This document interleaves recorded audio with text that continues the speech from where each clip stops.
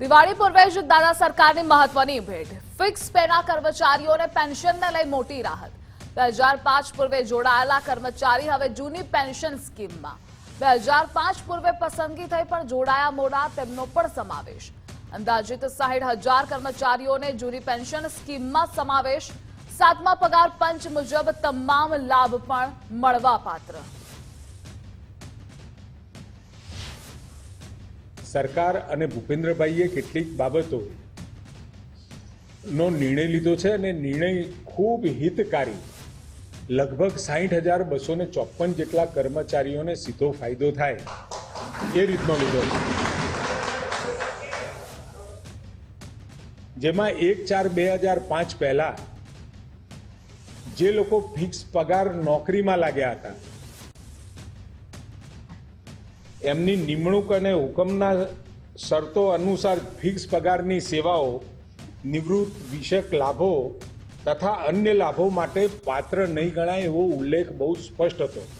જે વખતે appointment order આપવામાં આવ્યો એટલે આ 5 વર્ષના ટેન્યુઅરમાં બીજા લાભો નહીં મળે, એ 5 વર્ષ પૂરા થયા પછી અમને બીજા લાભો મળશે એ પ્રકારનો સ્પષ્ટ ઉલ્લેખ હોવા છતાં પણ અને એ લોકોએ લેખિત બાંહેધરી પણ આપી હતી, પરંતુ સરકારશ્રી અને આદરણીય ભૂપેન્દ્રભાઈએ ખૂબ સહાનુભૂતિપૂર્વક નિર્ણય લીધો છે કે આવા જે કર્મચારીઓ 1/4/2005 પહેલા જે ફિક્સ કર્મચારી તરીકે જેમની નિમણૂક થઈ હતી અને જેઓ પાછળથી એ કાયમી થયા હતા એવા તમામ કર્મચારીઓને ઓપીએસનો લાભ આપવાનો નિર્ણય કર્યો છે.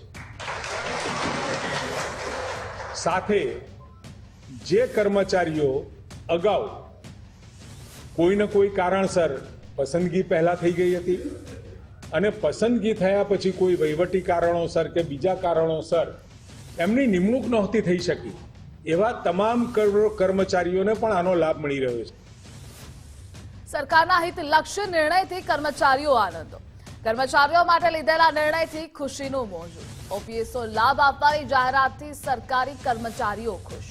સરકારી કર્મચારીઓએ ગરબા રમી સરકારના નિર્ણયને વધાવ્યો. પ્રાથમિક શિક્ષક સંઘના પ્રમુખનું નિવેદન પણ સામે આવ્યું. 60,000 કર્મચારીઓના લાભ માટે સરકારે નિર્ણય લીધો. રાષ્ટ્રીય શૈક્ષિક સંઘના મહામંત્રીએ સરકારના નિર્ણયની પ્રશંસા કરી.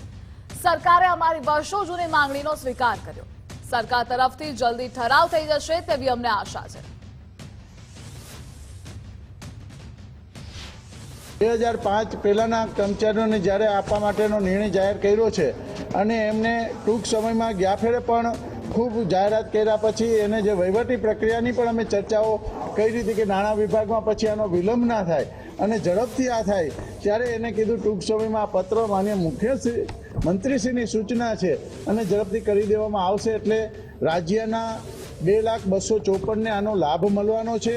60,254 કર્મચારીઓને અમારી ઈચ્છા છે કે રાજ્યના સમગ્ર કર્મચારીને, દેશના સમગ્ર કર્મચારીઓને પણ જૂની પેન્શન મળે. આ અમારી અગાઉના સમાધાનની જે બાબત હતી ને પેન્ડિંગ હતી એને જ્યારે સરકારે નિર્ણય કર્યો છે ત્યારે રાજ્યના લાખો શિક્ષકો અને લાખો કર્મચારીઓ વતી અમે એને આવકારી છે. માનનીય મુખ્યમંત્રીશ્રીએ ખાતરી આપેલી છે કે આ ટૂંક સમયમાં આ પરિપત્ર કરી દેવામાં આવશે અને જેની કોર્ટ મેટર હોય, જેની નિમણૂક થઈ ગઈ, જાહેરાત આવી હોય, ભરતીની પ્રક્રિયા 2001-4-2005 પછી થઈ છતાં એ પણ લોકોને આની અંદર સમાવી લેવામાં આવશે. ઐતિહાસિક નિર્ણય જે કહેવાય કે 1/4/2005 પહેલાને આજે ઓપીએસમાં 60,000 મારા કર્મચારીઓને સમાવવાનો નિર્ણય કર્યો છે, આવકારદાયક છે.